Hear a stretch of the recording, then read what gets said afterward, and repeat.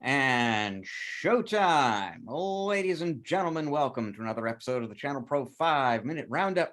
Look at news, trends, and tips for the SMB channel in 5 minutes or thereabouts. My name is Rich Freeman. I'm executive editor of the ChannelPro Network, also a co-host of this program. I am joined this week, as I am every week, by your other co-host, Eric Simpson, a business transformation and improvement advisor to MSPs and other IT providers. Eric, are you a little bit cooler this week than you were a week ago?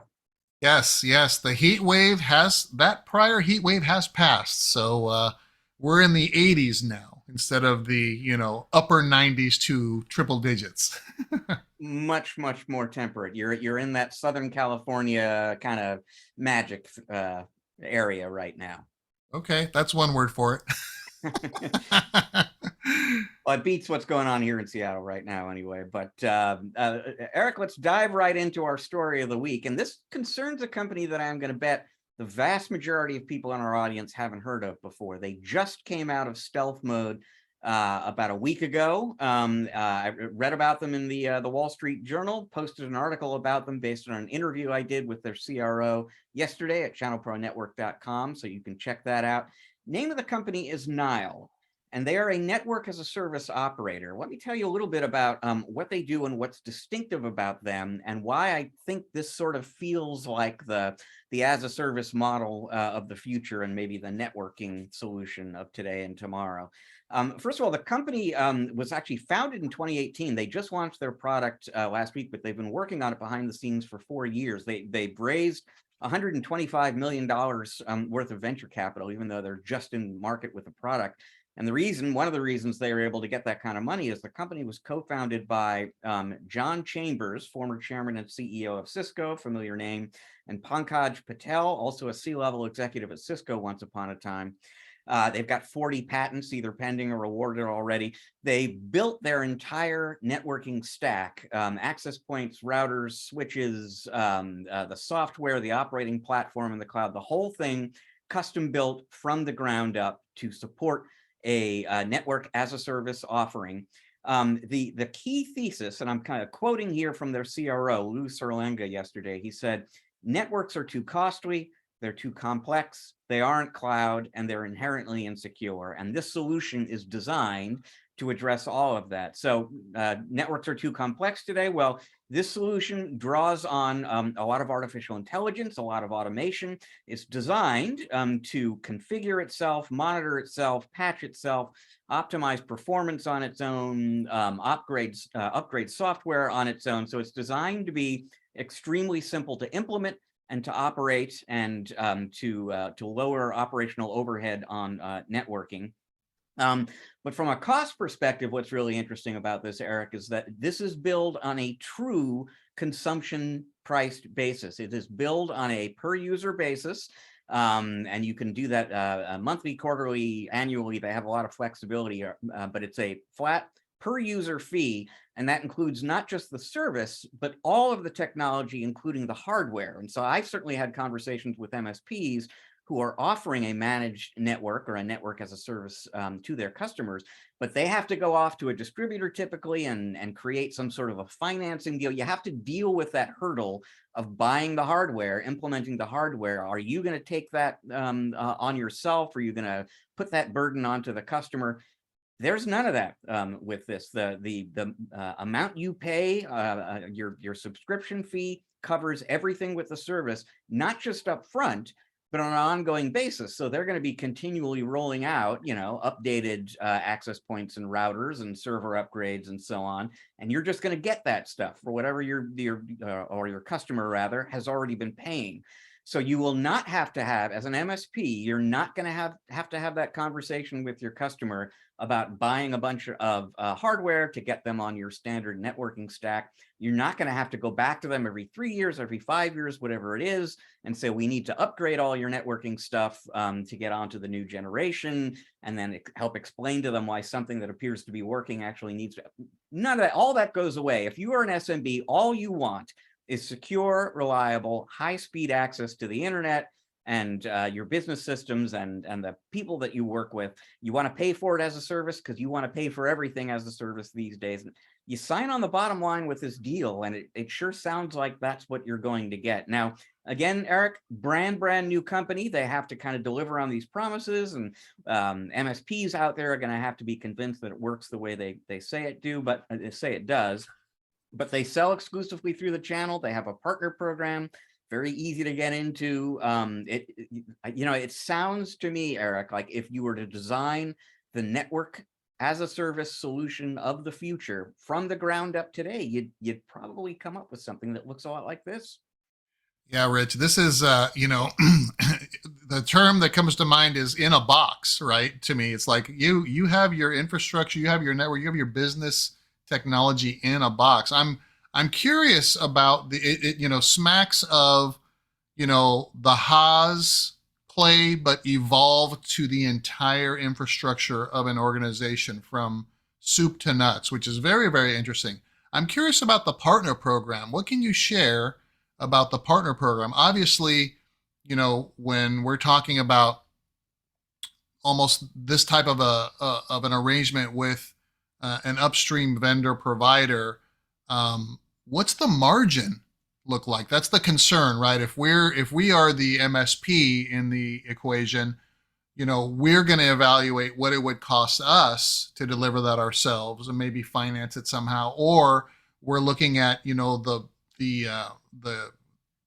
profit that we may be giving up initially when we sell big projects, and then are receiving some sort of a commission or compensation or usage distribution somehow from the vendor. So there's, you're kind of straddling the line between a subscription model with kind of the hardware. So kind of the hybrid being where we typically think of these types of subscription plays in the cloud, but really it's an on-prem play, subscription based. The partner is going to sell it, they're going to implement it and things like that. I'm just curious about the partner program and what partners can be expected to make in terms of profit margin. If you have any details there, that would be interesting.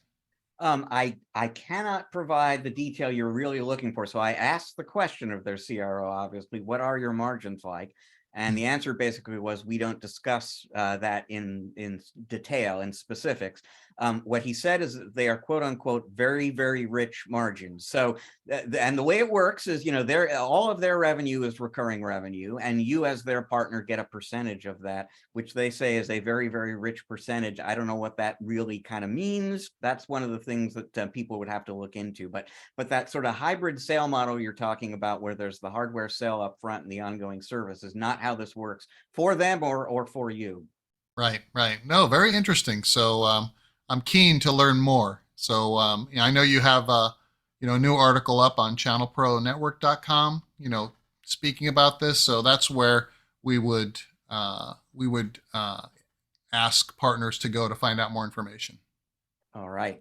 Well, let's move on to your tip of the week. And, times are changing, Eric. And one way we see that is everything is available as a service these days. You want to talk about another way people need to keep on top of changing times. Absolutely. And like you said, Rich, times they are a changing, and so have our clients' businesses, so have our IT businesses, and our costs have shifted. So my encouragement, my guidance for this tip of the week is to recalculate your true cost of service delivery. As you know, Rich, one of the things I'm known for is helping partners put together bundles and pricing and understanding their costs and making sure that they're achieving their target profit margins when they quote their services. And as I'm working with more partners post-pandemic, I'm seeing the cost of the service that they are delivering to their clients going up. And that is because they are adding more value to their bundles. Their cost of subscriptions and licensing or services from upstream vendors or strategic partners is going up. And in some cases, the partners have not adjusted their pricing model to accommodate for these increased rates. And this could be for a variety of reasons, right?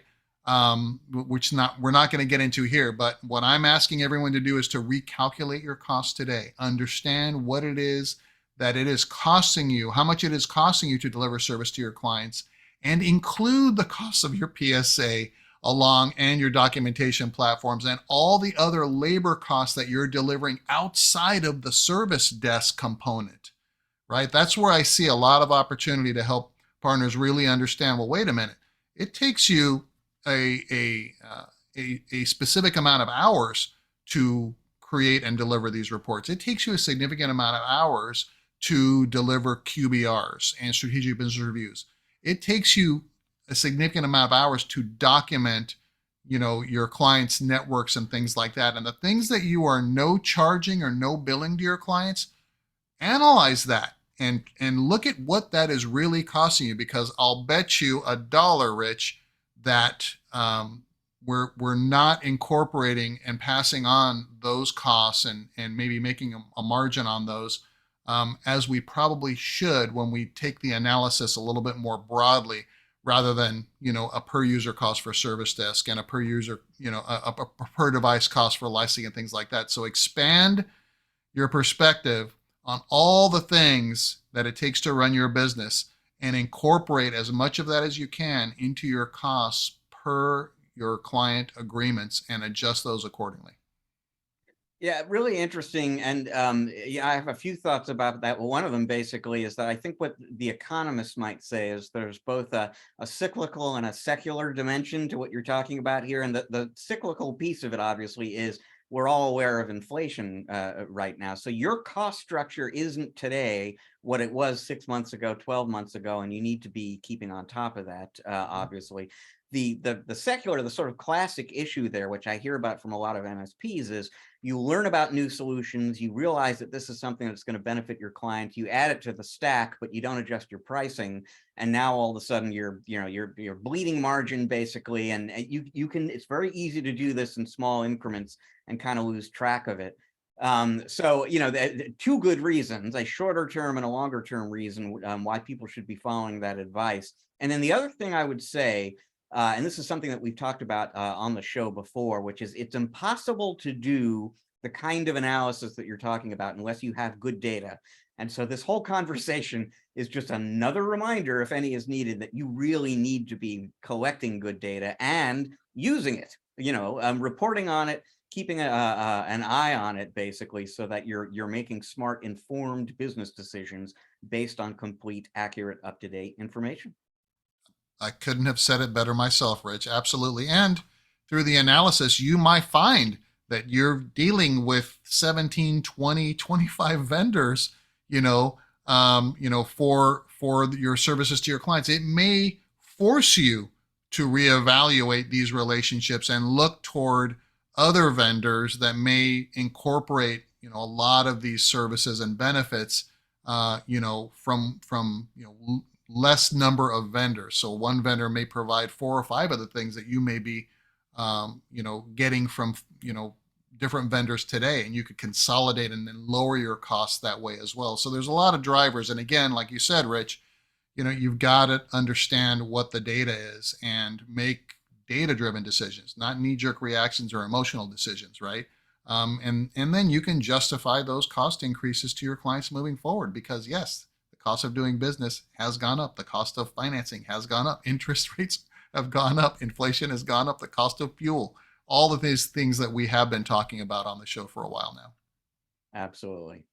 Well, great advice as always, Eric. It leaves us with time for just one more story this week, and it concerns a warning, a bit of advice from the FDA, and it's one of those FDA warnings that really ought not to be necessary. And you kind of wonder what's going on in the world when the FDA feels compelled to tell people, don't cook chicken in cough medicine. Because there's all sorts of stuff in there that's over the counter, and if you take it in small amounts, it's not going to be a problem. But I mean, if you're boiling chicken in cough medicine, even if you're just kind of breathing in the vapors, apparently it could be very dangerous. It could potentially be fatal. This is not something to mess around with. How did this come up at all? Why does the federal government feel compelled to tell people not to cook chicken in cough syrup? or cough medicine, because there is a challenge on TikTok right now, apparently, about this. This would not be a challenge that you or your kids really want to get into at all here. And I got to say, Eric, I'm not a big TikTok guy. And as I read about this, I'm thinking I'm probably not going to become a big TikTok guy. You're talking about the NyQuil chicken challenge or whatever it is, right? It's like, yeah, I want my NyQuil hot wings. No, I prefer Robitussin. Who thought of this? It's like, it's not going to end well for anybody, I don't think. Totally agreed. Totally agreed. And thank you very much, folks. That's all the time we've got for you on the 5-Minute Roundup this week. We're going to be back again with another episode for you next week.